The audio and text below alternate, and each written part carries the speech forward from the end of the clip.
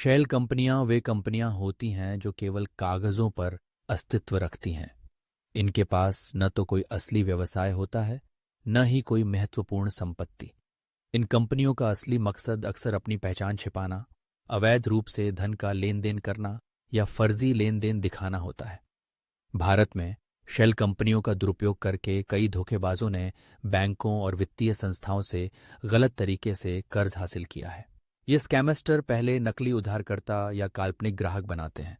फिर शेल कंपनियों के नाम पर कई खाते खोलकर वे बैंकों से बड़े बड़े कर्ज लेते हैं। ऐसा करते समय वे असली कारोबार या प्रोजेक्ट का कोई सबूत नहीं देते, बल्कि फर्जी दस्तावेज और जानकारी प्रस्तुत करते हैं।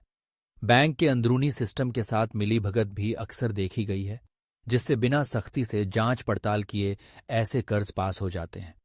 लोन मिलने के बाद ये कंपनियां पैसों को इधर उधर घुमाकर गायब कर देती हैं।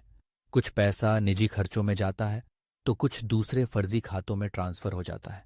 इसका एक बड़ा उदाहरण है दीवान हाउसिंग फाइनेंस कॉरपोरेशन DHFL घोटाला, जिसमें प्रमोटरों ने 87 शेल कंपनियां बनाई और 2-6 लाख फर्जी उधारकर्ता दर्शाए।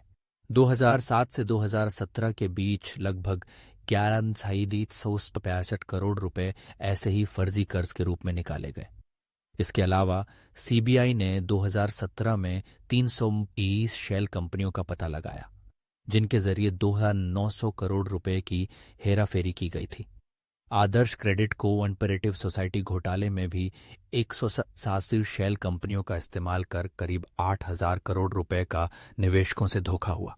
शेल कंपनियों के कारण भारत को अब तक हजारों करोड़ रुपए का नुकसान हो चुका है। इससे केवल वित्तीय घाटा ही नहीं, बल्कि बैंकिंग सिस्टम में लोगों का भरोसा भी डगमगाता है।